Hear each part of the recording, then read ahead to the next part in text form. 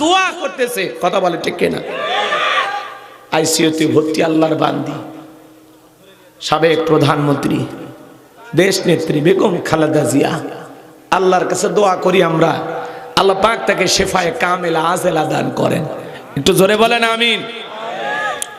যিনি এদেশে বেশ কয়েকবার ক্ষমতায় থাকার পরেও ইসলাম আলাদেরকে কখনো কষ্ট দেয়নি, আলেমদেরকে কখনো কষ্ট দেননি, তার দ্বারা এই দেশের কোনো আলেম লাঞ্ছিত হয়নি, কথা বলেন ঠিক কি না? এই জন্য দেশের মসজিদ মাদ্রাসা থেকে বিভিন্ন প্রোগ্রাম থেকে দোয়া করা হচ্ছে, তার দলের নেতা কর্মীরা দোয়া করতেছেন, মির্জা ফখরুল, মির্জা আব্বাস সাহেব নিজে মুনাজাত করে যা তা কান্নাকাটি করতেছেন, সেই কান্নাকাটি করতেছেন। আজকে তিনি অসুস্থ, তার ছেলেটা দেশের বাইরে, যিনি বিএনপির ভারপ্রাপ্ত চেয়ারম্যান, ভবিষ্যৎ বিএনপির কর্ণধার জনাব তারেক রহমান দেশে আসবেন এমন পরিবেশ। উনি একটা ফেসবুকে পোস্ট দিয়েছেন যে মনে তো চায় এই অবস্থায় মায়ের পাশে দাঁড়ায়, কিন্তু কিছু কারণে আমি যেতে পারতেছি না। ওনারাই জানেন কি কারণ, কি ব্যাপার। তবে এই সময় একজন সন্তানের মায়ের পাশে থাকা খুব জরুরি, কথা বলেন ঠিক কি না? হায়াত মৌতের দুনিয়া বাজান, কে কখন চলে যাবে আমরা জানি না। প্রধানমন্ত্রী মারা যাবে, দেশের জনগণও মারা যাবে, কথা বলেন ঠিক কিনা? কেউ বেঁচে থাকবে না, এই দুনিয়া তো বেঁচে থাকার জায়গা না। দাদা চলে গেছে, বাবা চলে গেছে, আমরা একদিন চলে যাব। এই যে কবরস্থানে উন্নতি কল্পে মাহফিল, আমি আগেই বলেছি কবরকে কেন্দ্র করে আমার কিছু আলোচনা হবে, একটু অপেক্ষা করেন। কষ্ট হবে আপনাদের, আমার কথা কি আপনারা কষ্ট পাচ্ছেন? আমার ভাইয়েরা, সারা দেশের বিভিন্ন দলের নেতা কর্মীরা, জামাতের নেতা কর্মীরা তাকে দেখতে যাচ্ছেন, পাশাপাশি এনসিবির যারা নতুন দল ঘুরছে, হাসনাত আব্দুল্লাহ, তারাও আজকে দেখতে গেছেন। উনি বারবার বলতেছেন যে আল্লাহর কাছে আমি দোয়া করি, আল্লাহ যেন মানে হাসিনার ফাঁসি হওয়ার আগ পর্যন্ত বেগম খালেদা জিয়া যেন বেঁচে থাকে। এই হাসনাত আব্দুল্লাহর সাহস বেশি, কথা কম। উনি আবার ওনাকে দেখে বলতেছেন অন্তত ওনার ফাঁসিটা যেন উনি দেখে যেতে পারে, এরকম ভাবে দোয়া করতেছেন। তো যাই হোক, আমরা এতটুকু বলতে চাই, উনি দেশের কল্যাণে যত ভালো কাজ করেছেন আল্লাহ সব যেন কবুল করেন। একটু জোরে বলেন না আমিন। অসুস্থ হয়ে আইসিইউতে ভর্তি, কি হবে আমরা জানি না,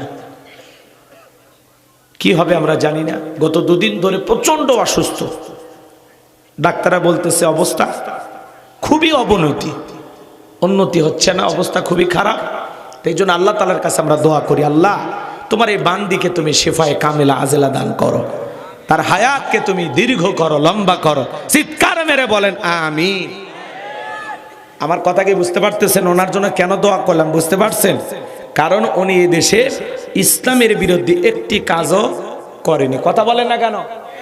যা করেছেন ইসলামের কল্যাণে করেছেন। ওনার স্বামী শহীদ প্রেসিডেন্ট জিয়াউর রহমান সংবিধানে বিসমিল্লাহ ঢুকাইছেন, কথা বলেন ঠিক কি না? আর বিগত 16 বছর যারা ছিল খালি বিসমিল্লাহ কাটপের চায়, কথা কন, কথা বোঝেন না। এক ওই যে টাকলা মুরেদ খালি বিসমিল্লাহ কাটপের চায় না, ইসলাম বাদ দিবের চায় না, মাথার ওপর ফ্যান পরে সাইজ করছে আল্লাহ, কথা কন ঠিক কি না? আর গোপন তত্ত্ব ফাঁস করে পুরো জাতির সামনে আল্লাহ ওকে লাঞ্ছিত করেছে, কথা বলেন ঠিক কি না? এজন্য মনে রাখবেন, যারা ইসলাম নিয়ে খেলতে আসবে আল্লাহ পুরো পৃথিবীর সামনে তাদেরকে লাঞ্ছিত করবে, কথা বলেন ঠিক কি না? ইসলাম ছিল, আছে, থাকবে। ইসলামকে থামাইতে আসবে যারা, আল্লাহ তাদেরকে থামিয়ে দেবে, কথা বলেন ঠিক কি না? তাহলে উনিও প্রধানমন্ত্রী, ইনিও প্রধানমন্ত্রী, একজন পালিয়ে গেছে, দেশের মানুষ সুবহানাল্লাহ কয়, তার তৈরি করা ট্রাইব্যুনালে ফাঁসি রায় হয়, জনগণ মিষ্টি কিনা খায়। আর ইনিও তো প্রধানমন্ত্রী, দেশ নেত্রী বেগম খালেদা জিয়া, এ অসুস্থ অবস্থায় জেল খেটেছেন। কি নির্যাতন জুলুম তার উপরে করা হয়েছে, হাতগুলো সোজা করতে পারেন না, কি কষ্ট তাকে দেওয়া হয়েছে। দীর্ঘ কয়েক বছর তিনি জেলখানায় ছিলেন, কথা বলেন। একজন নারী প্রধানমন্ত্রী হয়ে আর একজন নারী প্রধানমন্ত্রীকে এইভাবে কষ্ট দেয়, ওনাকে না দেখলে আমরা বিশ্বাস করতাম না, কথা বলেন ঠিক কি না? আল্লাহ তোমার এই বান্দি অসুস্থ বেগম খালেদা জিয়া, আল্লাহ যেন তাকে শেফায়ে কামিল আজেলা দান করেন। একটু জোরে বলেন আমিন, আর একটু জোরে বলেন আমিন।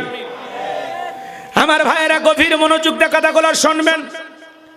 এই সেই বেগম খালেদা জিয়া যিনি আল্লামা সাইদি হুজুরকে বলেছিলেন, হুজুর আপনি টেনশন নেবেন না, আমি বেগম খালেদা জিয়া শহীদ প্রেসিডেন্ট জিয়াউর রহমানের স্ত্রী, আমি যতদিন বাংলাদেশের ক্ষমতায় থাকবো ইসলামের বিরুদ্ধে একটি কাজও আমার দ্বারা কখনো হবে না।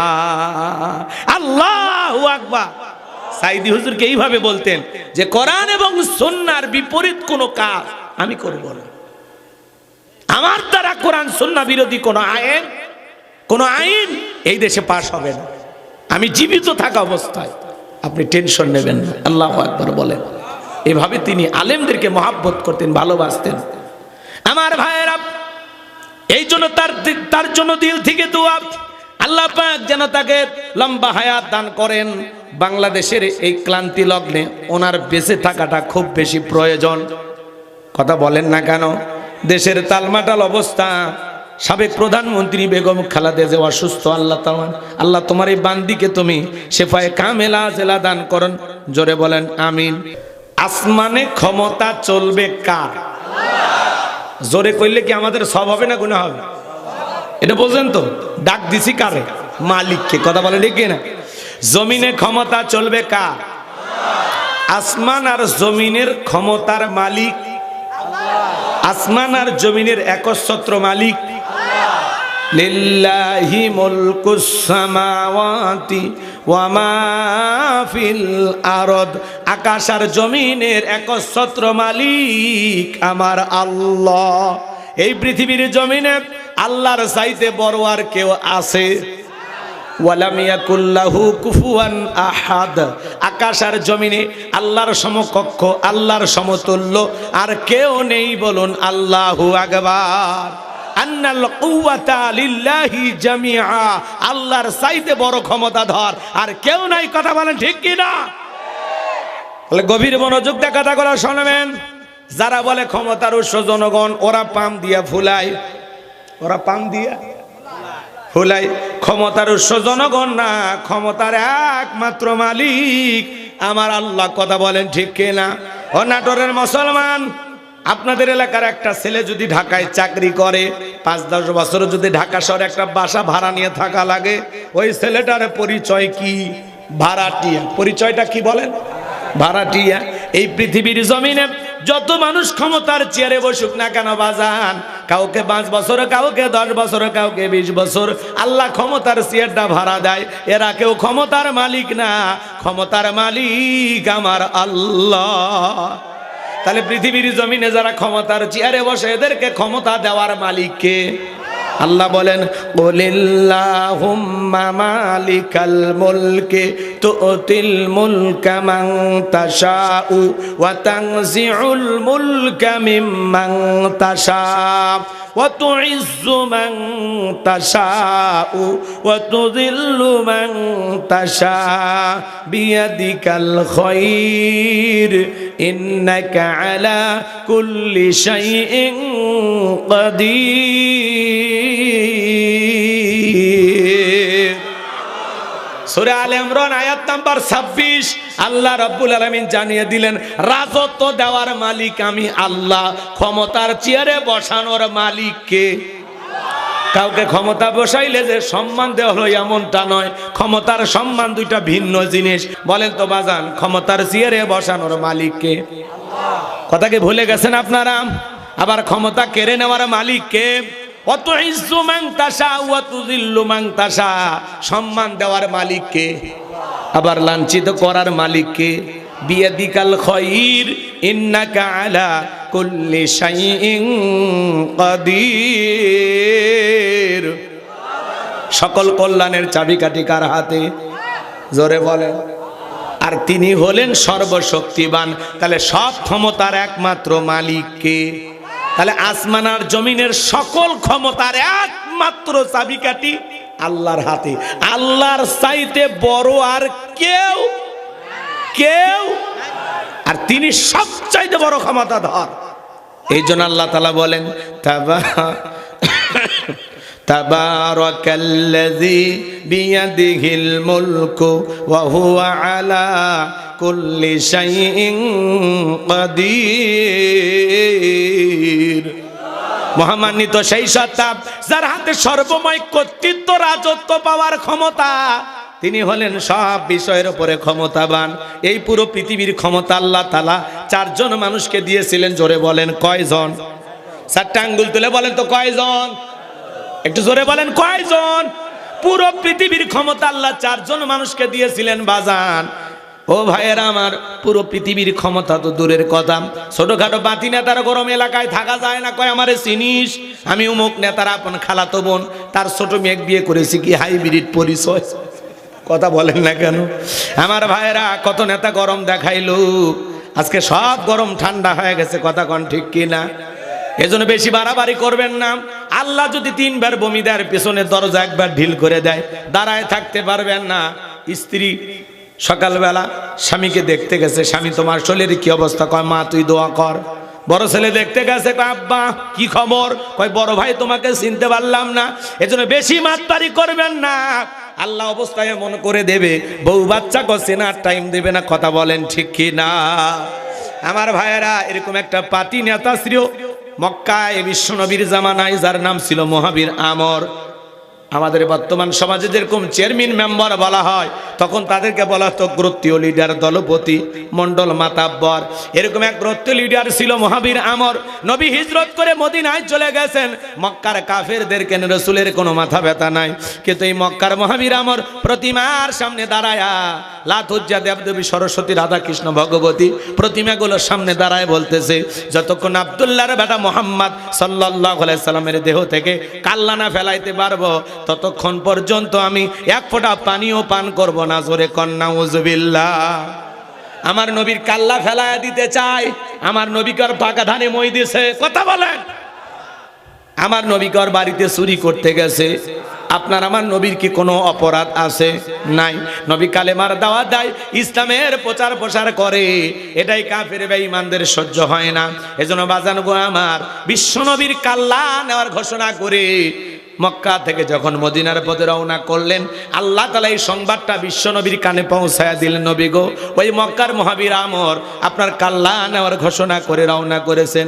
নবী আমার টেনশনে পড়ে গেলেন, সাহাবীদেরকে বললেন, আমার সাহাবীরা, মক্কার মহাবীর আমর আমার মাথা নেওয়ার ঘোষণা করে রওনা করেছে, তোমরাই বলো কি করা যায়।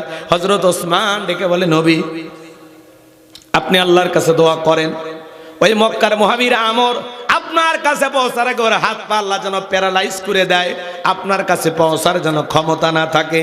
নরম মানুষ সব সময় দোয়ার পক্ষে। কথা কোন ঠিক কি না? হযরত ওসমানের কথা শুনে নবীজি হাত তুলে দোয়া করা শুরু করলেন।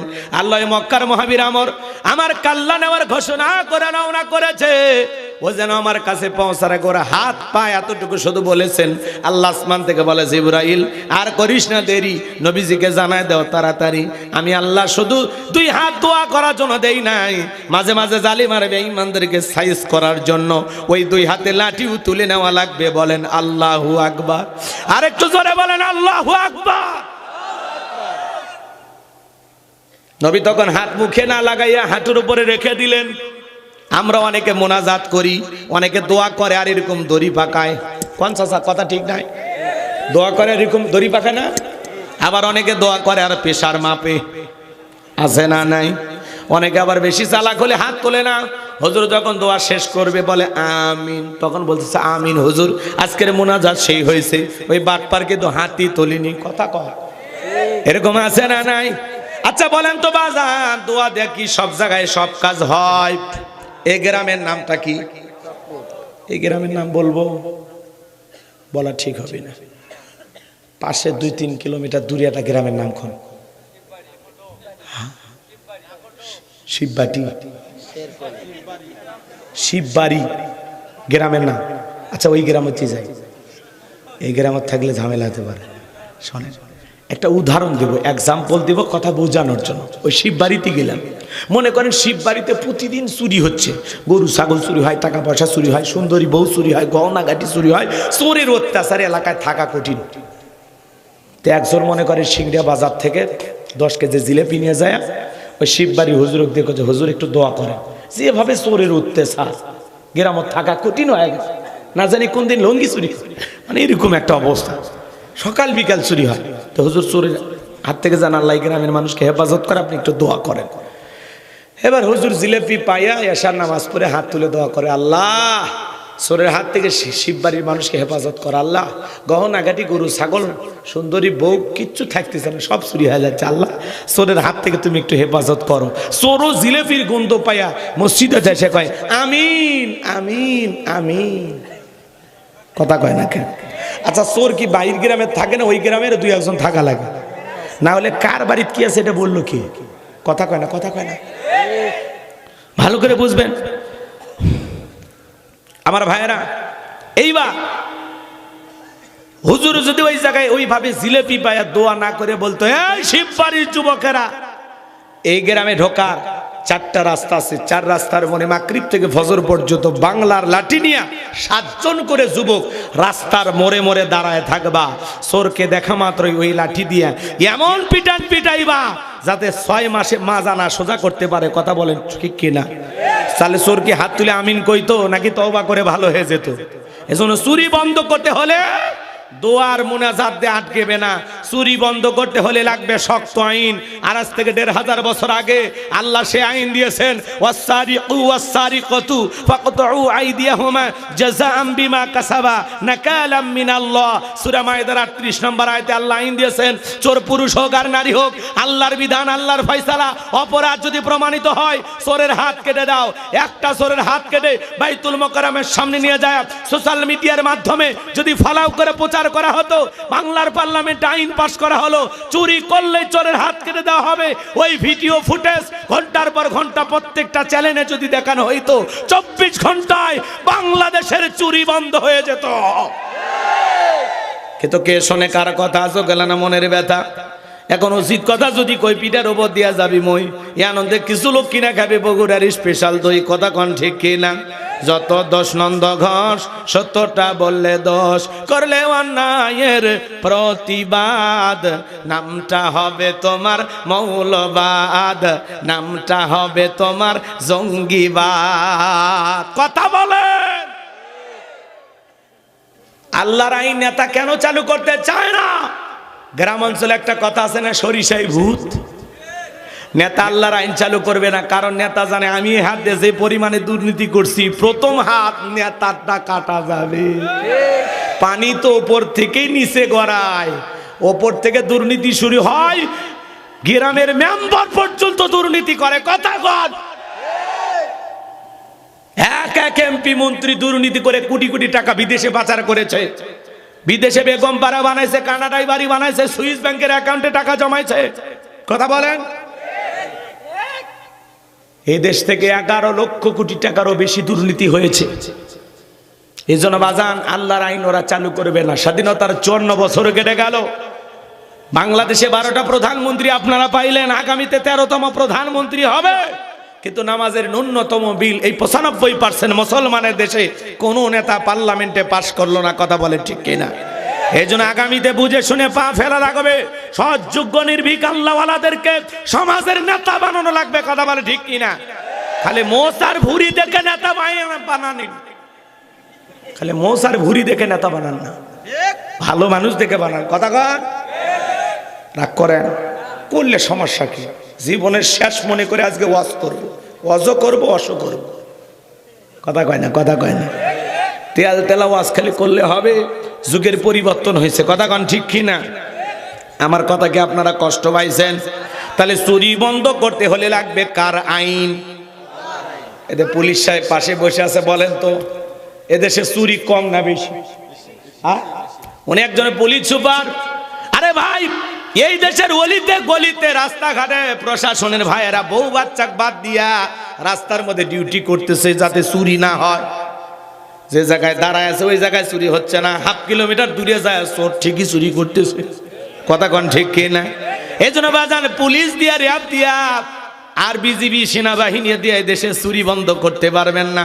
মাঝে মাঝে ঘরে বাড়িতে দোকানপাটে সিসি ক্যামেরা লাগানো আছে, স্বর্ণের দোকানে দোকান লুটপাট করে যায়, সিসি ক্যামেরা পর্যন্ত চুরি হয়ে যায়। কথা কন ঠিক কিনা? এজন্য এই দেশে চুরি বন্ধ করতে হলে লাগবে একমাত্র আল্লাহর আইন। কথাকে বুঝাইতে পারলাম? আল্লাহর আইন এই জমিনে চালু হোক। আপনারা কি চান? কারা কারা একটু হাত তুলে দেখান তো দেখি। লিল্লাহি তাকবীর। মানুষের তৈরি করা তন্ত্র মন্ত্র দিয়ে সমাজে শান্তি প্রতিষ্ঠিত হবে না। হাত নামান। ডক্টর কামালের তৈরি করা সংবিধান দিয়া এদেশে শান্তি প্রতিষ্ঠিত হবে না, লেনিন কার্ল মার্ক্সের গণতন্ত্র দিয়া এদেশে শান্তি প্রতিষ্ঠিত হবে না। এই জমিনে শান্তি প্রতিষ্ঠিত হবে আল্লাহর সংবিধান, একমাত্র আল্লাহর কোরআন দিয়া। কথা বলেন ঠিক কিনা? কোন আইনে বান্দাকে সাইজ করা যায় আল্লাহর সাথে কি বেশি বুঝি আমরা? একটা লোকের হাত কাটেন কয় না, এগুলো ১,৫০০ বছরের আগে আইন, ১,৫০০ বছরের আগের আইন, এগুলো ব্যাকডেট, এগুলো চলবে না। আমরা তখন বলি এটা ব্যাকডেট না আপডেট, ওয়ান টেস্ট, একবার টেস্ট কর। কথা কয় না, এই একটা বার টেস্ট কর। কথা কয় না কেন? একবার না টেস্ট করে দেখো। এদেশের চুরি বন্ধ করার জন্য প্রশাসনের ভাইদেরকে এত দায়িত্ব নেওয়া লাগবে না, আল্লাহর আইনই যথেষ্ট চোরক সাইজ করার জন্য। কথা কন ঠিক কিনা? কিন্তু ওরা আল্লাহর আইন চালু করবে না, করলে ওদের যে পকেট ভরা রাজনীতি এটা হবে না। কথাকে আমি বুঝাইতে পারলাম? আল্লাহর আইন চায় না তার মানে ওরা দুর্নীতি করতে চায়, আর যারাই আল্লাহর আইন চায় তার ভাই বুঝবেন তারা দুর্নীতি করতে চায় না। এই জন্য ভাইরা আমার, বারবার দেশটাকে লুটে পুটে খাবে। স্বাধীনতার এত বছর কেটে গেল, সবাই খালি খাইতে আইলো। কথা কর, একটা ভালো মানুষ দরকার আছে না? আগামীতে একটু চিন্তা ভাবনা করবেন তো, সমাজের নেতা ভালো মানুষদেরকে বানাবেন তো। ঠিক আছে, এতটুকুই বললাম। বেশি গভীরে গেলে আবার রাগ করবেন, আর রাগ করলে আমি কিছু মনে করব না। মন খারাপ করতেছেন মনে হয় আমার ভাইয়ের। আমি যে কথা বলতে চাচ্ছিলাম বাজার, হৃদয়ের কান পেতে কথাগুলো শুনে যান। জিবরাইল এসে বলে, নবী দোয়া কবুল হবে না, হাত নামায় নেন। নবী হাত নামায় নিলেন। নবী টেনশনে পড়ে গেলেন, এখন তাহলে কি করা যায়? জিবরাইল ডেকে বলে, নবী সাহাবীদের মধ্যে ঘোষণা করেন, আপনার সাহাবীদের মধ্যে এমন কেউ কে আছে যে মক্কার মহাবীর আমরের মোকাবেলা করবে? নবী তখন এই কথা শোনার পরে সাহাবীদেরকে ডেকে বলেন, ও আমার সাহাবীরা, তোমাদের মধ্যে এমন কেউ কে আছে যে মক্কার মহাবীর আমরের মোকাবেলা করবা? নবীর কোন সাহাবী দাঁড়ায় না, সর্বশেষ হযরত আলী দাঁড়িয়ে গেলেন। বলুন আল্লাহু আকবার। আলী যখন দাঁড়ায় গেছে, নবী ডেকে বলে, আলী রে, তুমি কি জানো ওই মক্কার মহাবীর আমর একবেলা খাবার খাই ২১ কেজি ৩.৫ মণ ওজনের তরবারি যুদ্ধ করে, এত বড় বীরের সামনে তুমি কেমনে যাবে? তুমি বসে পড়ো। হযরত আলী এইবার বসে বললেন। নবীজি দ্বিতীয়বার বললেন, আবার হযরত আলী দাঁড়িয়ে গেছেন। নবী যখন তৃতীয়বার বলেছেন, ও আমার সাহাবীরা, তোমাদের মধ্যে এমন কেউ কে আছো যে আমরের মোকাবেলা করবা? আবারও হযরত আলী দাঁড়িয়ে গেছেন। বলেন আল্লাহু আকবার। নবী তখন দুইটা হাত বাড়ায় বলে, আলী রে, আয় আয় আমার বুকের ভিতরে আয়। এই কথা বলে নবী হযরত আলীকে বুকের সঙ্গে জড়ায় নিলেন, আর ডেকে বলে, আলী রে, এত বড় বীরের সামনে যাইতে চাস, তোর কি নিজের জানের প্রতি একটু মায়া দয়া নাই? হযরত আলী বলতেছে, নবী যে আপনার কাল্লা নেওয়ার ঘোষণা করে রওনা করেছে, আমার দিল সাক্ষী দেয়, আপনি শুধু আমাকে দোয়া করে ছেড়ে দেন। আমার ভিতরের ঈমান বলতেছে, ওই আমর আপনার চেহারা দেখার আগে ওরে আমি জমিন থেকে বিদায় করে দেব। ঈমানের একটা পাওয়ার থাকার দরকার আছে না নাই? আমার ভাইয়েরা, নবী তখন ডেকে বলে, আলী খালি হাতে দোয়া করলে হবে না। ওসমান, তোমার বাড়ি থেকে তরবারে আছে। হযরত ওসমান ডেকে বলে, নবী আমার বাড়িতে তরবারি আছে ২৭ ইঞ্চি লম্বা। নবী বলে, যাও তরবারিটা নিয়ে আসো। হযরত ওসমান রাদিয়াল্লাহু তাআলা আনহু তরবারি এনে দিলেন। এখন তো তরবারি কথা শুনলেই বলে জঙ্গি। কথা কর, তরবারি কথা ওরা সহ্য করতে পারে না। হযরত ওসমান তরবারি এনে দিলেন। নবীজি হযরত আলীর হাতে নিজে তরবারি তুলে দিলেন। এইবার হযরত আলী তরবারি পায়ে মারছে দৌড়। দৌড়াইতে আমরের মুখোমুখি হয়ে গেছে যখন, আমর ডেকে বলে, কি রে আমার সামনে? হযরত আলী বলতেছে, পিচ্ছি নাকি পরে বুঝাইতেছি। জোরে কন মারহাবা। পিচ্ছি নাকি পরে বুঝাইতেছি। কথা আছে, ছোট মরিচের ঝাল বেশি। হযরত আলী এবার দাগ টানতেছেন। দাগ টানা বোঝেন? কথা কয় না। তরবারিটা উঁচু করে এরকম দাগ টানতেছেন বা আগ টানতেছেন, আর একটা দোয়া পড়তেছেন। এই দোয়া পড়ে বাড়ির চতুর্দিকে যদি ফু দিতে পারেন, বড় বড় দুর্ঘটনার হাত থেকে আল্লাহ তাআলা আপনাদের পরিবারকে বাঁচাবেন। আল্লাহু আকবার বলেন। এইবার দাগ টানতেছেন বাজান, এরকম দাগ টানা বা আগ টানা শেষ হয়ে গেল। তরবারিটা উঁচু করে বলতেছে, এই মক্কার কাফেরের বেটা আমর, তোর যদি সাহস থাকে দাগটা পার হয়ে নবীজির কাল্লা নিতে যা। এ আয় আয়। আল্লাহু আকবার বলেন। হযরত আলী যখন হুঙ্কার মারছে, খালি দাগটা পার হয়ে দেখা, এ আয় নবীর কাল্লা নিতে যাবি না, খালি দাগটা পার হয়, আয় আয়, খেলা হবে, আয়। আল্লাহু আকবার বলেন। বাড়িওয়ালা ল্যাংরা, দুটো পা নাই, কিন্তু চোর ঢুকছে, টের পাইছে। যদি কিছু না পারুক, খালি গলা দিয়ে যদি একটা আওয়াজ দেয়, কে রে, চোর থাকবি না, ভাগে দৌড় মারবি। একটা আওয়াজে অনেক কিছু কথা বলেন, ঠিক কিনা? আমার ভাইয়েরা, আজকে মুসলমানেরা যদি নারায়ে তাকবীর হুঙ্কার দিয়ে ময়দানে নামতে পারে, মুসলমানেরা যদি ঠিকঠাক ভাবে তাকবীরের অস্ত্র ব্যবহার করতে পারে, আর যদি মুসলমান হুঙ্কার দিয়ে ময়দানে নামতে পারে, জালেম বেঈমানরা লুঙ্গি পরার টাইম পাবে না। মুসলমানের অনেক যুদ্ধে খালি তাকবীর দিয়ে বিজয় লাভ হয়েছে। কথা কয়, মুসলমান খালি লিল্লাহে তাকবীর আল্লাহু আকবার বলছে, আর কাফেররা ময়দান থেকে পালিয়ে ভেগে গেছে। কথা কি বুঝতে পারছেন? আপনি সুবহানাল্লাহ আলহামদুলিল্লাহ জিকির করবেন, শয়তানের কাছে বসে থেকে জিকির করবেন। আপনি যখনই বলবেন আল্লাহু আকবার, শয়তান আর আপনার কাছে থাকবে না, ও দৌড়বে। কারণ আল্লাহু আকবার স্লোগান শয়তানও সহ্য করতে পারে না। আজানের সময় যে কুকুর ভোগে দেখেননি, কিশোর শয়তানের ছোটাছুটি দেখে। কথা কয় না, কথা কয়। অনেক মানুষ মনে করে যে আজানের সময় কুকুর ভুগতেছে, মনে হয় হুজুরের কণ্ঠ খারাপ, আজান মনে হয় ঠিকঠাক হচ্ছে না, এই জন্য কথা কয় নাকি আপনারা? ওই কুকুর হয়া শয়তানক দেখতে পারতেছে, আল্লাহ দেখার ক্ষমতা দিয়েছে। কথা কয় না গো? ও শয়তানের ছোটাছুটি, দৌড়ে দৌড়ি পালিয়ে যাওয়ার দৃশ্য দেখে কুকুর ভোগে। আমার কথা কি বুঝতে পারতেছেন? তখনই কুকুর ঘেউ ঘেউ করে, আর আপনি মনে করতেছেন মুয়াজ্জিমের কণ্ঠ খারাপ, ওটা মনে হয় বুঝাইতেছে, কিন্তু আসলে তা না। কুকুর ভোগে শয়তানকে দেখে। কথা কি বুঝাইতে পারলাম নাকি রাগ করছেন আপনারা? মন খারাপ করেছেন মনে হয়। আমার ভাইয়েরা, মন খারাপ করবেন না। যে কথা বলতে যাচ্ছিলাম বাজান, হযরত আলী বলতেছে খালি দাগটা পার হয়ে দেখা, আয় আয়।